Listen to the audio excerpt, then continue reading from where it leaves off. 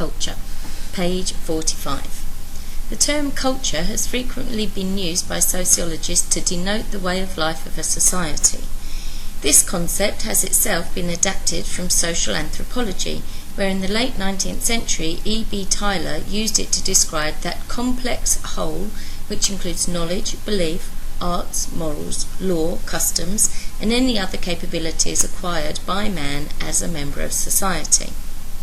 If society is composed of social institutions and activities, then culture defines the values and beliefs that underlie those institutions, activities and the form that they take, whether they are the family, education, religion, or even what is acceptable to eat and the way it is eaten. The focus is on shared meanings.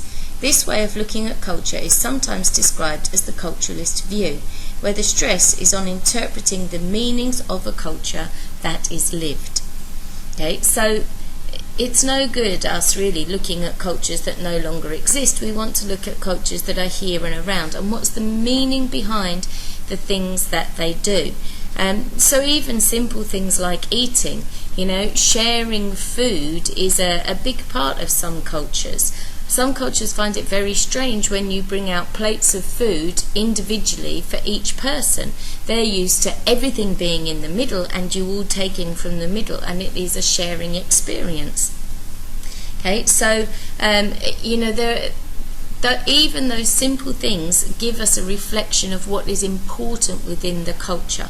And the culture is made up of so many things that, are a part of the society as well. The investigation of the nature and dynamic of these shared meanings has come to be a central concern for sociology. However, a second definition of culture has also been used by sociologists, and this originates in social anthropology and the work of Claude Levi-Strauss. This sees culture as a social practice where communication is the central activity. This communication can take many forms, for example, verbally in the form of language, but principally takes the form of the signs and symbols which create shared meanings. From this point of view, culture is a set of signifying practices, an example of which could be the way that authority is symbolized. All of these produce meaning according to the structure by which they are arranged. These symbolic forms, which can be any cultural artifact, are described as texts, not the text that we send on our phone. As such, they can be read or decoded by sociologists. This approach is often described as a structuralist approach, where the focus is on the analysis of the production of meaning, although the term structuralism is also used to emphasize the influence of a society as a whole. Okay, so Levi-Strauss is saying that actually we can look just at the way that people communicate, and that will tell us a huge amount about the people. Of course, the problem is that if what we're doing is analysing the written word, then we're missing all the nuances that go in with the spoken language as well. And even though there are symbols which will mean the same thing to everybody, we know that culturally there are different symbols. And if you give a thumbs up to people in certain countries, they will actually think you're being really rude to them. Whereas to me that means well done, good job, So we have to be really careful about this. These ways of communicating that Strauss is saying we can analyse maybe need a little deeper meaning behind them, and actually the emotions can be lost. So Claude Levi-Strauss was an anthropologist and the founder of structural analysis in this discipline. This looks at how the analysis of concepts can reveal the working of the human mind by reference to myths, totems and language. His work has strongly influenced writers such as Barthes, Foucault and Lacan. It is a short step from Levi-Strauss's concept of structuralism to the more modern discipline of semiotics. Here, the emphasis is on the communication between signifier, signified and sign. The sign can be anything: the clothes you wear, the commodities you buy, the newspapers you read. These signs are said to denote in representing particular cultural values. They also connote by engendering particular feelings. It is this interpretation of culture that has been of particular value in the study of youth culture. So why do young people choose to wear the clothes they wear? Why do they choose to read the books that they read? Why do certain books suddenly become really, really popular? Look at all the Twilight books. You know, I have to say, having actually read them, they're better than the films, obviously, because the book always is. But for me, the peculiarity in them was why? Why would people be so excited about somebody who wants to become a vampire, a member of the living dead?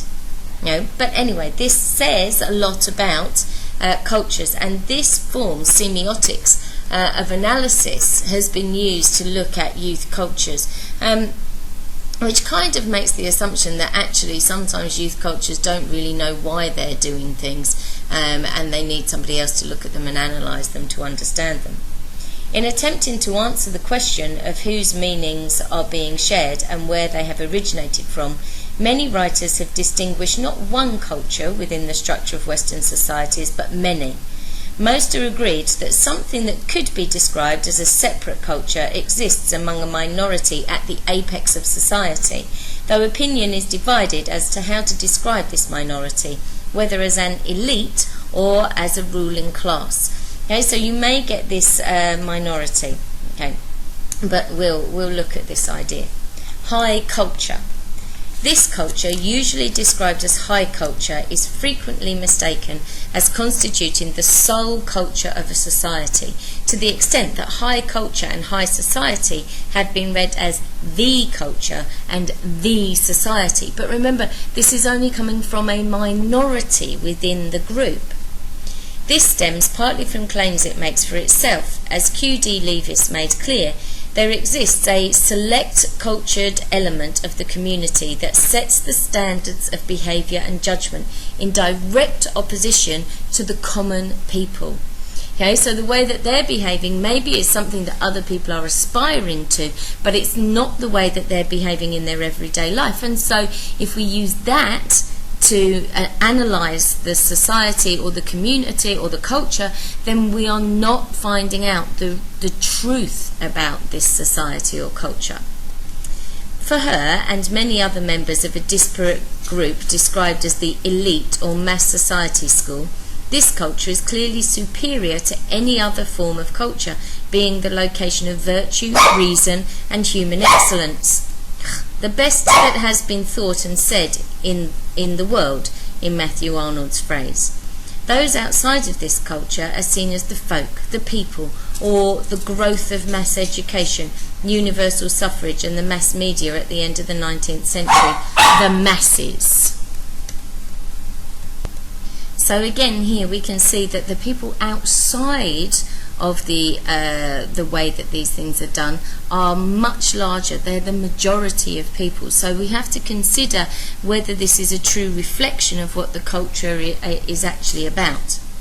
Edward Shiels has described not two but three distinct levels of culture in industrial societies: the highbrow, superior and refined; middlebrow, mediocre; and lowbrow, brutal. Where, in the latter, the depth of penetration is almost always negligible, subtlety is almost entirely lacking, and a general grossness of sensitivity and perception is a common feature. You can see that he really likes the lowbrow section of the society, can't you? And you know, it's this sweeping generalisation of what actually will turn out to be the majority of the people, really going back to looking at things like Plato's triangle of society for a utopian society, looking back to the ideas that we saw about the feudal system, where you have the smaller minorities at the top and then that large bottom base. And these are the people that Shiels is rejecting as our lowbrow, brutal section of society. Elite theory. As the pre-industrial folk culture of the people gave way to mass culture and mass man, many writers such as Vilfredo Pareto, Friedrich Nietzsche, Dwight MacDonald, T.S. Eliot and F.R. Leavis, with different emphases, gave great attention to the question of how high culture could be kept separate and preserved, because it was considered to be that important. Little good could be found in the culture of the masses, who, as Ginner remarks, were seen as powerless when well ruled, and ephemerally powerful when its riotous crowds are allowed to get out of control. This mass is basically amoral, superstitious and ignorant. Mass man is not really a member of civil society. He is manipulated, unfree and alienated. In this view of mass society, theorists of what lay behind high culture was moral disorder, the disintegration of traditional society ties that bound individuals to the community, and anarchy. Okay, so, this is this understanding of what the mass culture is about. Elite culture has to be saved, because the mass culture is so ignorant, it can just be manipulated and moved into the things that you want it to do. And if you don't control it, and if you don't keep it in line, you will just have violence, anarchy, riots, all these types of things. One of the main forces in the creation of this mass culture was the mass media, originally the press and cinema, which substituted a pulp culture for folk culture. Mass man ceased to be directed by inner feelings and traditions, and instead became other-directed, easy to manipulate by those who control the mass media. The implications of this argument are explored further in chapter 10. Okay, so there's this control of the media over mass man, and if you look at the media within the UK, there are very much these divisions, that certain newspapers are written for a certain type of people, a certain class of people, or a certain political persuasion of people. This is the same thing that if you're talking about the types of films that people like to watch, or the books that people like to read, the masses aren't watching what are considered to be highbrow entertainment or reading highbrow entertainment, and therefore they need to be educated so that they can be watching and learning from these highbrow forms of entertainment. However, if they're going to watch these mindless forms of entertainment, then actually they can be manipulated through the messages that are being given to them. Criticisms of elite theory. Most of the claims of the elite or mass society theorists have been contested. Doubts have been raised about their romanticisation of folk culture, the argument that high culture is superior to, rather than different from, other cultures, and the simple division of society into an elite and the mass. Is that really how society is divided? And actually, is this high culture better?